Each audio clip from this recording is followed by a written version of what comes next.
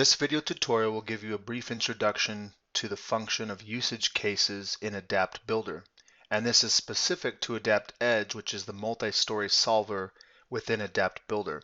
Let's go ahead, and we're going to be using Adapt Builder version 2019 in this video. We are also going to want to make sure if we select this arrow down button that we turn on Adapt Edge. This will give us the ability to analyze a multi-story frame in multi-level mode in the program. I'm just going to switch over to RC mode. We're not going to have any post-tensioning in this instance. And let's go ahead and we're going to just create a floor plate. I'm actually going to convert a CAD file, and then I'm going to extrapolate that vertically and create multiple levels or replicate that. And we're going to go ahead and import a DWG file. I'll navigate to the location of that file. We want to calibrate the file to scale this properly, and you can see it's prompting us here in the user prompt bar to enter the start point of the calibration. So I'll use my snap endpoint, and we'll just snap from point A to point B or grid A to grid B and enter a distance here of 20 feet. So once I've done that, I can now convert and transform these entities, if they're polygons, to actual components. So we'll take both slab regions. I've already selected one slab region. I'll select another. You'll notice it actually selects the grid line. So if I press Control and Tab at the same time, that will actually toggle back to the second polygon. Under Model, Transform, we're going to transform these to slabs. The next thing I'm going to do is just transform the core area, this area, and also the walls. So we'll do these individual walls first. I'll just press Control, select the walls throughout the model. And after selecting the walls, we can transform these to individual walls. I'll transform the openings. And then also we have a few beams here. The program will default to the beam depth. The beam width is based on the actual width of the polygon. I'll transform that over to beams. Again, if I double click, you'll see this will actually open the properties of the polygon. So if I select once and then press Tab, it will toggle back to the actual beam element that I had just transformed. And now I can go to properties and define a depth if needed here, or we can do that after we've finished using the CAD file, the DWG file, to transform. Okay, so the last thing we want to do is the columns. I don't want to spend a lot of time here just picking the columns manually. So if we double click on the column, we can see this belongs to tutorial level 1 column, and I can go over to home under the layer settings. I'm going to turn all layers off, and then I'm going to find that specific layer, tutorial 1 column. I'll just turn that layer on, and now I can window sweep and transform those into columns. Okay, so we have essentially our model built. If I want to go back and restore all of the other components that I built, I can either go to my default display, which is set under view settings, where here I can also turn on and view the different components. You can also view components from model. Under this visibility block, we could just select and toggle each component type off and on. Okay, and if I go to a side view, you'll note that by default we have, let me turn off these column. You can see these column entities. These are the polygons, so I'm going to turn that off. I'll go to visibility, group library. The CAD file that I imported is stored here under CAD group 1. It's partially on, given the fact that these polygons are turned on. I'll just go ahead and turn those off.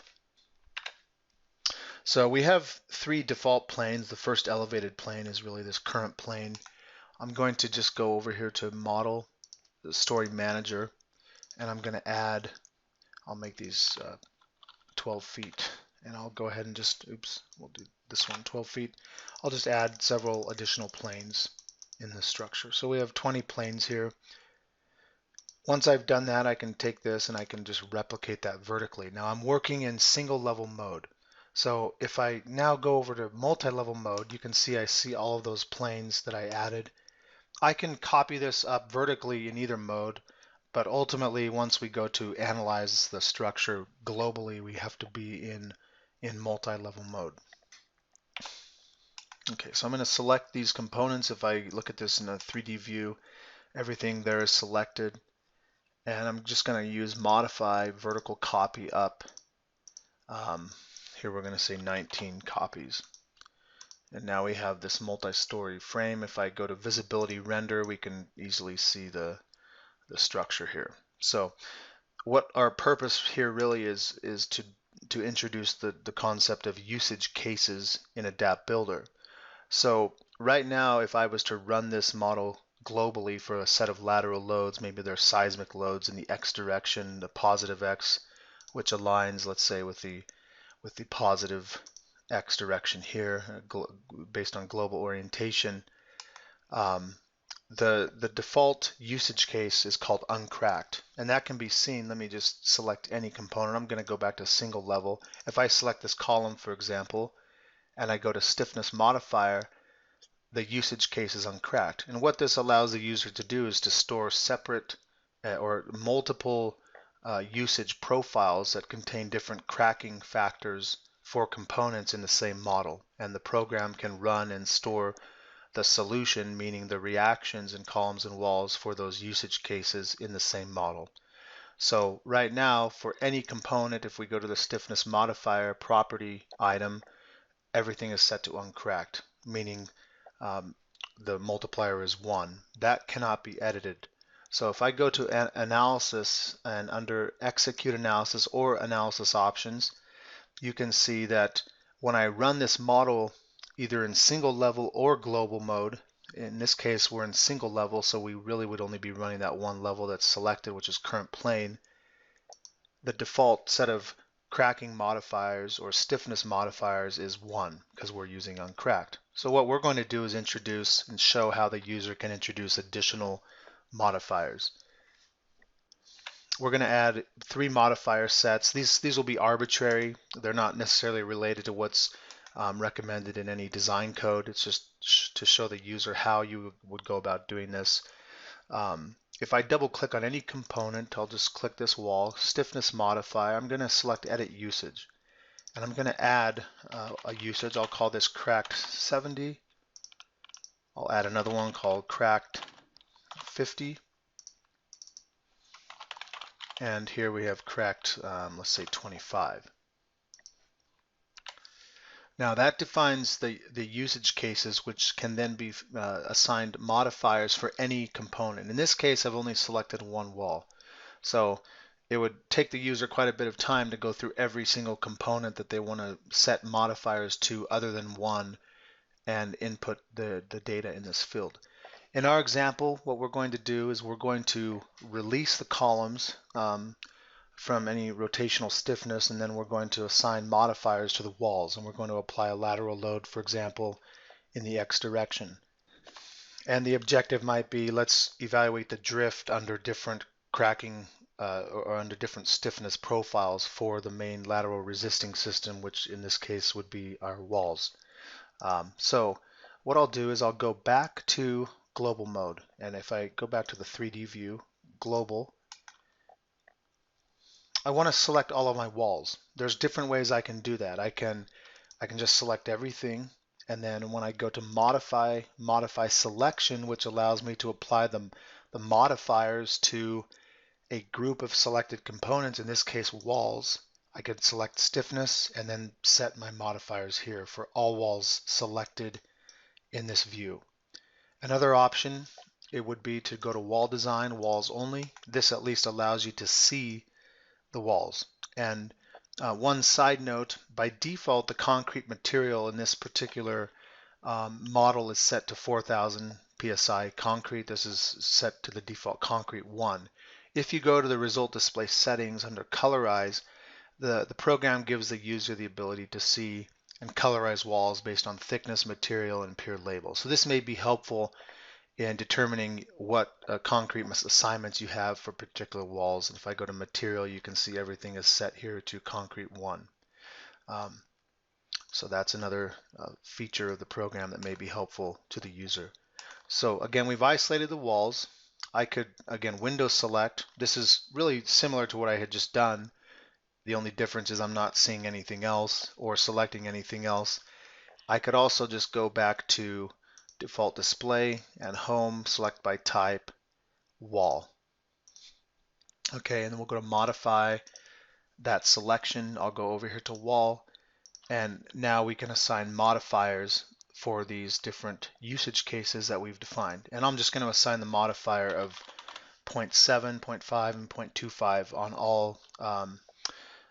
all entries. So we have moments about one axis, moment about two axis. Then we have vertical force, axial force, and also shear force in the strong plane of the wall. And we'll just modify those all now. Okay, so those have all been entered with the modifiers. These are assigned to all walls selected. So if I have multiple components selected, we can assign modifiers to those multiple components through this modify selection option. I'll select OK. Just to spot check, I could go and randomly select one of the walls, for example, and we can see the modification here to those usage cases. You could do the same for any component in the structure. If I wanted to modify the slabs in conjunction with the wall modification, I could just select my slabs, modify that selection, and under slab region I have the ability here to modify slabs under the same usage case. We're going to leave those set to 1 for all other components, but that's how you would attack that type of a change in the program. Now if I check a column and go to the release tab, you can see at the top and bottom there's no translational or rotational releases about the R or along RS directions. So we're going to just pin all of the columns at once. I'm just going to use select by type again. I'll do column. You have to be somewhat careful when doing this. For example, if I have a situation where I'm actually going to show this, let's go to this level, and I'm going to move this along this line to here. Let's do that movement, and then I'll insert a vertex here, and I'll just square that off like this. So this column here really becomes a double story or a double height column. If I go back to multi-level mode and let me check that in the rendering, you can see that condition right there.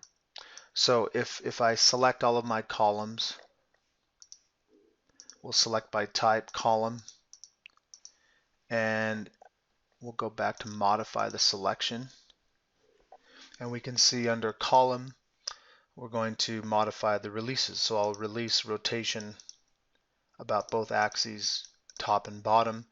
But what happens is that's going to create a hinge here. So when we analyze this, we'll likely get an instability. This column will just do something like that under the loading that we're going to apply.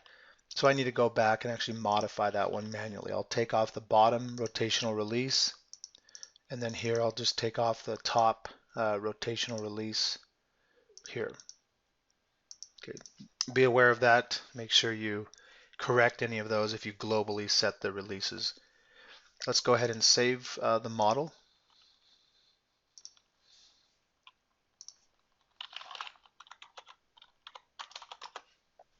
And the next thing we're going to do is just apply a load to the structure, just a simple lateral load.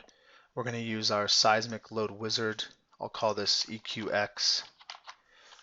This is in the positive 0 direction. It does have some eccentricity associated with it. You can modify that as needed, and then we'll just use the default values here to generate an example set of story forces, and I'll apply that. I'm now going to go to load combos, and I'll add a combination. This combination, we're going to call this seismic X, and we'll say this is just 1 times EQX. Okay, the next thing we'll do is mesh the structure. So we'll mesh this. I'll use a mesh size, let's say of 5 feet, and if we're in multi-level mode, this will mesh the entire set of floors in multi-level mode. This now has been meshed, and I'll just go back to my default to turn off the shells that were created. It's now time to analyze the structure. So keep in mind that after releasing the columns, if we want to go back and fix those rotationally, we have to do that in a similar approach as to releasing them. The the releases are not part of the actual usage case, so those manually have to be switched off and on. We'll go here to Analyze, Execute, and now I have the ability to determine which usage case I want to use for this particular run. So if I run this for, let's assume we're evaluating drift again, and I'm going to run this for crack 70 first, and we can now go ahead and run under the load case assigned. Once that's completed, we're going to go ahead and select yes to save the solution. It's important to note that while the program stores the reactions for every run that you make globally with each usage case, for example, if I run cracked 70, 50, and 25 successively, I can actually recall the reactions for each of those separate runs. However, the solution results that can be had here in the result viewer are only relative to the last saved solution globally for the structure. So in this case, when I go to analysis, you can see I'm able to review load combination results, for example, for cracked 70. Under load cases, which is shown here, this is where the program would allow the user to graphically review reactions, or you could also use these in different applications. Maybe we wanted to design a foundation with the reactions from crack 70 versus crack 25. Those can be recalled for application of reactions to a single level or a foundation system in Builder. But the load case option will then list and store all of the reactions for each usage case run. So this indicates that the reactions for dead load, uncracked global here. This is the uncracked sector. If I expand this then becomes the cracked sector. So this is actually the one that we had just run, cracked 70. You'll notice that this is really just default. We have not run uncracked number 1, and we don't have a solution for dead, live, or self-weight. To show that, if I just go back to columns only, and for example, I look at dead load for the uncracked case, go to analysis under columns, I could then select action dead load. This is the individual load case action.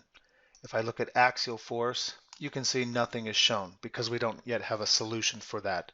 Again, that's just a placeholder, a default placeholder for this segment of this load tree. If I select EQX70, now that the analysis is done, it's important to note that the program stores only one global solution in its entirety at the time that it's run. So if I run cracked 70, that's the latest solution globally. If I then run cracked 50, that would replace that solution, and those solutions are actually stored in your model file under the building solution data. So this is the latest building solution stored here, and these ADO files contain different displacements, reactions, frame forces, etc. for the combinations or the load cases that have been solved under that particular usage case. The program does store reactions for every global run made. So if I ran the program for cracked 70, cracked 50, cracked 25, you would be able to access those reactions either graphically or through application of a single level rerun where you could then apply those reactions from any solved usage case. And you can see here under the result browser, for example, if I go to loads, there's two blocks here, and it's important to understand what these represent. The first block is for load combos. This represents the latest solution. So for crack 70, I have a set of combinations that I've evaluated. I've really only evaluated here seismic X, which is 1 times EQX. So that allows me to review results for the combinations that were solved under the usage case run. We also have a block here for load cases. That's shown here. And the only load case that's been solved currently is crack 70. So if I select that, you can see we ran EQX, that was the load case solved under crack 70. Crack 70 is a usage case, and its global G stands for the global run. If I reanalyze this for cracked 50, we would have a separate entry here for cracked 50 cases, EQX, cracked 50, G, and so on. This would just fill out this tree based on whatever load cases are solved for under that usage case.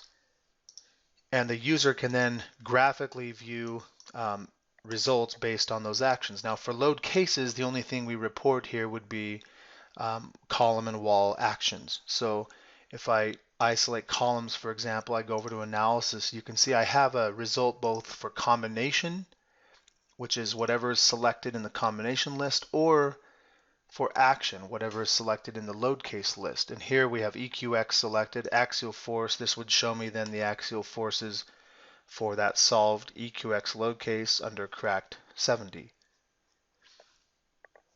Now if we go back to, let me just collapse that tree. We're going to go back to column drift. Now we have the ability to explore drift, for example, for walls. Actually, we want to go to wall drift. Let me go back to wall, and we're going to go here to deformations drift, and I'll isolate now walls only. So this result would then allow you to evaluate drift, and we kind of frame that as a reason why you may want to evaluate the system under different assumed cracking modifiers or stiffness modifiers. And you can see here just some of the drift percentages of each of the different wall levels. So this gives some output in terms of drift for these particular walls that were used as a primary lateral system. Now this, for example, if we look at these two top walls, this is 1.16, 1.04. If I just reanalyze the frame using crack 25, for example, we should see those numbers jump up where you have even more severe interstory drift percentage relative to the story height. And we'll run that and show that result. And then I'll also just go back and show that that gets stored under this option under loads and load cases. Okay, that one is now done. You can see that number jump up. Now we're looking at the latest results. So remember, this drift result is actually a function of just the load combination, seismic X. So that means that it's using the latest solution for whatever usage case we ran, which is the crack 25. And we can see those numbers went from 1.04, 1.16 to 1.58, 1.67. We could also look at displacements or deformations in the different directions here with these contour maps. If I looked at, for example, RR for this map, max displacement here is shown, and then here we have max displacement contours and values shown here as well. Coming back over to the loads, you can see now the crack 25 has been added. So if I go back to the wall actions, maybe I want to look at the shear along the strong axis, and having selected either crack 25, this is the reaction for that.